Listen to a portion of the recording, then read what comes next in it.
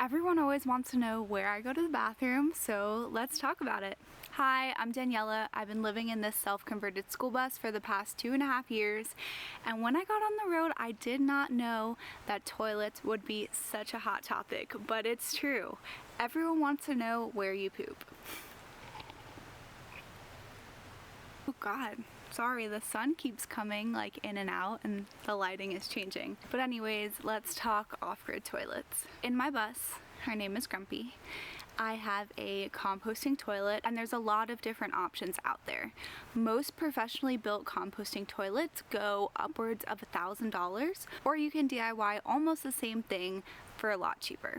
I went with the second option.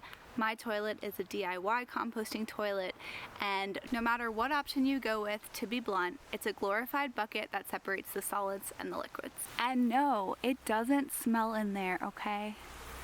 So how is this done? Each composting toilet has its own urine diverter, and it's basically a funnel that you pee into. This goes, in particular, for my situation, it goes into a jug. Ooh, the lighting, you guys. Hold on. So in order to do that, most composting toilets have a urine diverter, which is basically a funnel that you pee into. And mine specifically goes into a bucket that I call the pee jug. And the pee jug sucks. I'm not gonna lie. The pee jug really sucks. Before you go to the bathroom, you have to check to make sure you don't overflow it, and sometimes you miscalculate. It's not very fun to clean up your own pee. Or somebody else's, matter of fact.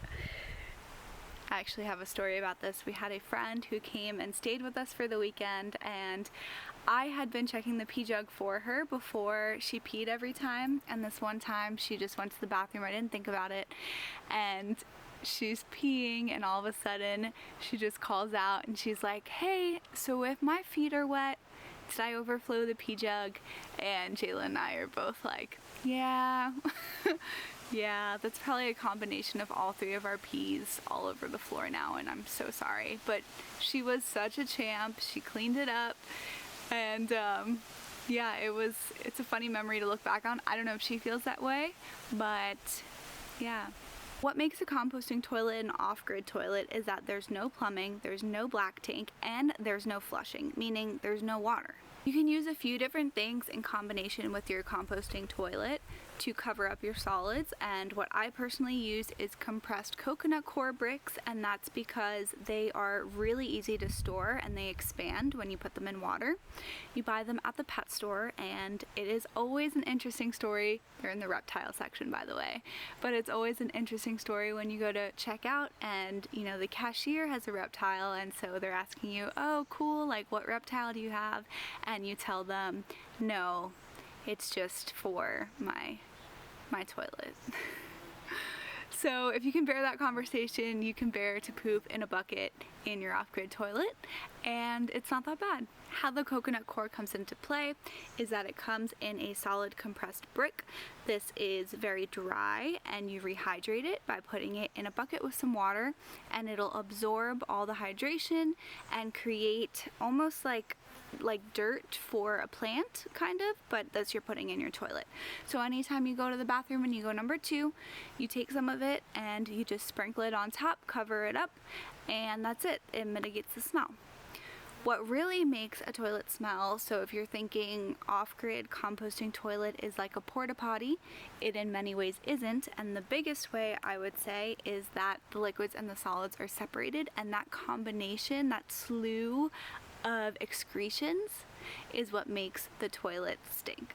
So it really doesn't smell. I mean, obviously, you're going to the bathroom, it might smell in the moment the next 5 minutes after because you just went, but same as any old toilet, they got sprays for that. You can open a window, light an incense, do whatever you need to.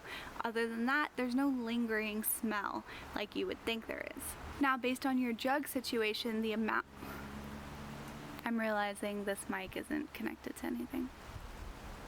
Shit. Best option that we found for ourselves has been like a distilled vinegar jug. and there's not a lot of room in there, so you are emptying this thing pretty frequently. I would say every couple of days. I remember when we first hit the road, we had all the components to build our toilet, but we didn't have it fully set up yet.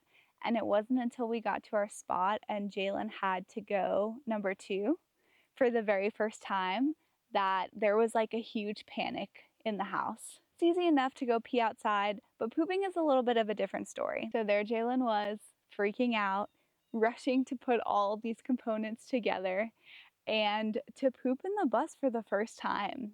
It was a big ordeal. He was panicking and pacing back and forth and didn't know what to do with himself, and he just needed me out of there, and I said, fine, let me go for a walk. I have no problem with that. I honestly thought it was so funny. I hadn't done it yet, but his reaction was just priceless. And now, obviously, we've gotten so comfortable with each other. We live in less than 300 square feet in this school bus.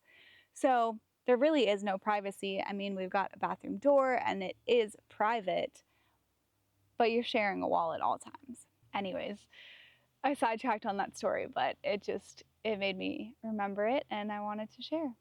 Having an off-grid toilet means being very up close and personal with everything going on. You have to take out your own poop, you have to dump out your own pee. There's no escaping a toilet where you just flush and forget it. After 2.5 years, we're really used to it by now. Honestly, when we go to a house and flush a toilet, it feels weird. It's unfamiliar at this point, and I would much rather prefer going to the bathroom in my own bathroom than anyone else's. Let me know if you have any questions about our composting toilet in the comments or about off-grid systems. As always, thank you so much for being here. Your support means everything to us, so don't forget to like, comment, and subscribe, and we can't wait to see you again next week.